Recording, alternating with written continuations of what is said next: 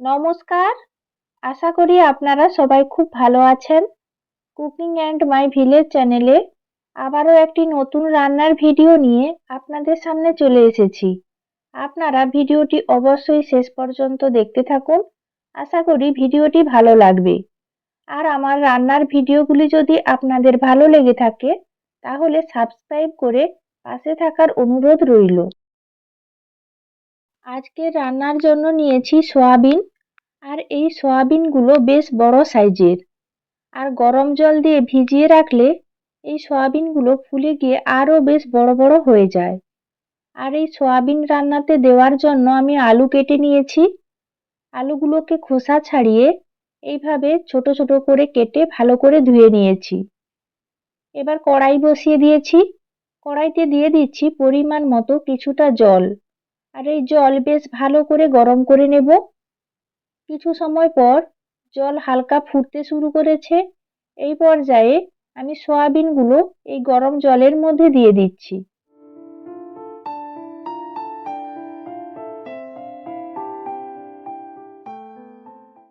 এইভাবে সয়াবিনগুলোকে গরম জলে দিয়ে হালকা নেড়ে চেড়ে দিচ্ছি, তাহলে সয়াবিনগুলো উল্টে পাল্টে খুব ভালোভাবে ভিজে যাবে।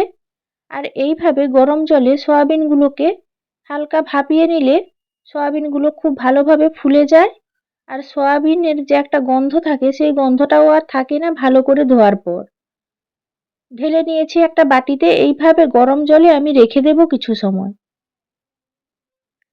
কিছু সময় পর দেখতেই পাচ্ছেন প্রায় আধা ঘন্টা পর সয়াবিনগুলো খুব ভালোভাবে ফুলে উঠেছে। আর দেখুন গরম জলটাও শুষে নিয়েছে। এবার আমি গরম জলটা ফেলে দিয়ে ঠান্ডা জল দিয়ে বেশ কয়েকবার ভালো করে চটকে চটকে ধুয়ে নেব। আর সয়াবিন থেকে দেখতেই পাচ্ছেন একটা ফেনা মতো জল বেরোচ্ছে। এই জলটা ফেলে দেব আর ঠান্ডা জল দিয়ে বারবার ধুয়ে নেব।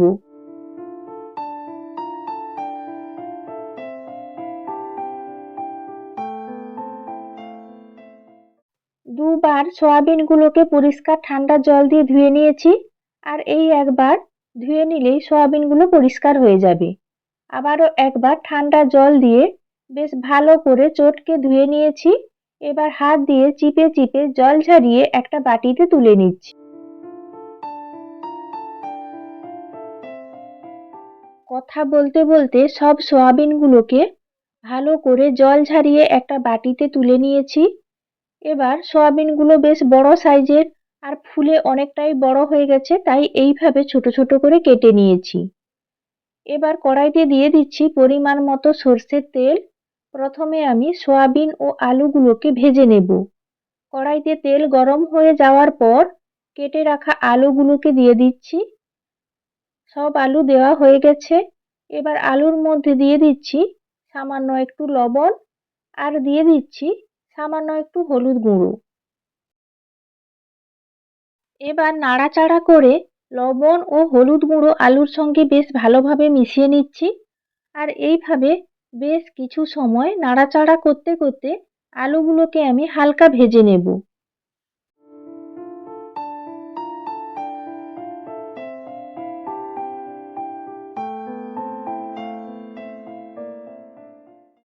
বেশ কিছু সময় উল্টে পাল্টে নাড়াচাড়া করতে করতে আলুগুলোর কালার চেঞ্জ হয়ে গেছে, আপনারা দেখতেই পাচ্ছেন।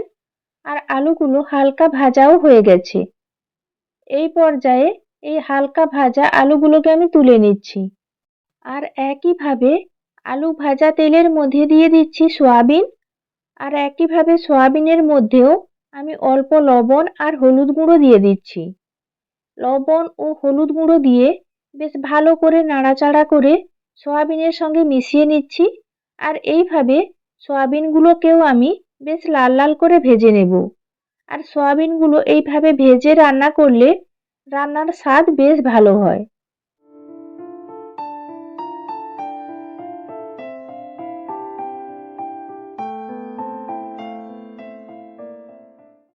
কিছু সময় নাড়াচাড়া করার পর সয়াবিনগুলো বেশ লাল লাল করে ভাজা হয়ে গেছে। এই পর্যায়ে আমি তুলে নিচ্ছি। আবারও কড়াই বসিয়ে দিয়েছি। আর কড়াইতে দিয়ে দিচ্ছি পরিমাণ মতো সর্ষের তেল। এই পর্যায়ে তেল বেশ ভালো করে আমি গরম করে নিচ্ছি। তেল গরম হয়ে গেলে দিয়ে দিচ্ছি তেলের মধ্যে সামান্য একটু চিনি। চিনি গলতে শুরু করেছে। এই পর্যায়ে কিছুটা গোটা জিরে আর গোটা গরম মশলা ফোড়ন দিয়ে দিলাম। ফোড়ন হালকা ভাজা হওয়ার পর দিয়ে দিলাম রসুন বাটা। এবার নাড়াচাড়া করে রসুন বাটা তেলের মধ্যে বেশ ভালো করে ভেজে নিচ্ছি, না হলে রসুনের কাঁচা গন্ধ থেকে যাবে আর রান্নাটা খেতে ভালো লাগবে না, গন্ধ করবে। দিয়ে দিলাম কয়েকটা চেরা কাঁচা লঙ্কা, দিলাম পেঁয়াজ বাটা। আবারও বেশ ভালো করে নাড়াচাড়া করে মশলা কষিয়ে নিচ্ছি।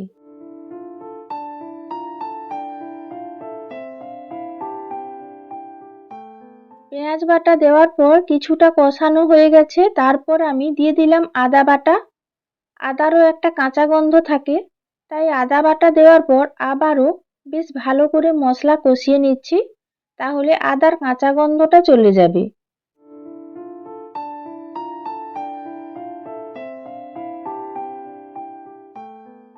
বাটা মশলাগুলো কষানো হয়ে যাওয়ার পর আমি এক এক করে গুঁড়ো মশলাগুলো দিয়ে দিচ্ছি।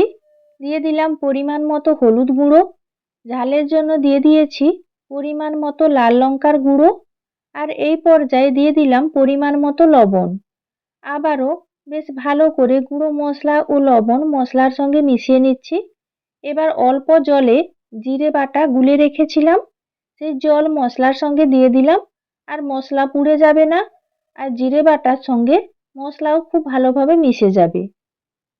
এইভাবে বেশ কিছু সময় নাড়াচাড়া করতে থাকবো, যত সময় পর্যন্ত না মশলা থেকে তেল ছাড়ছে।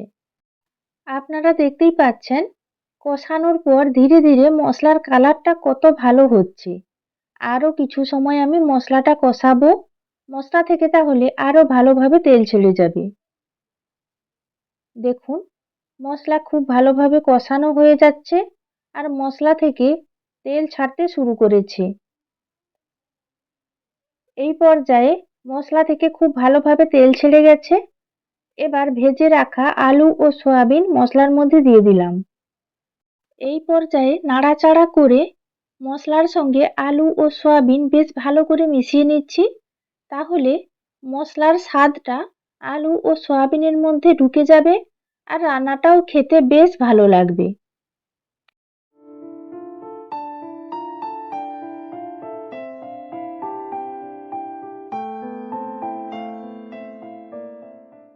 3 থেকে 4 মিনিট ধরে নাড়াচাড়া করে মশলার সঙ্গে আলু ও সয়াবিনগুলোকে ভালো করে মিশিয়ে নিয়েছি।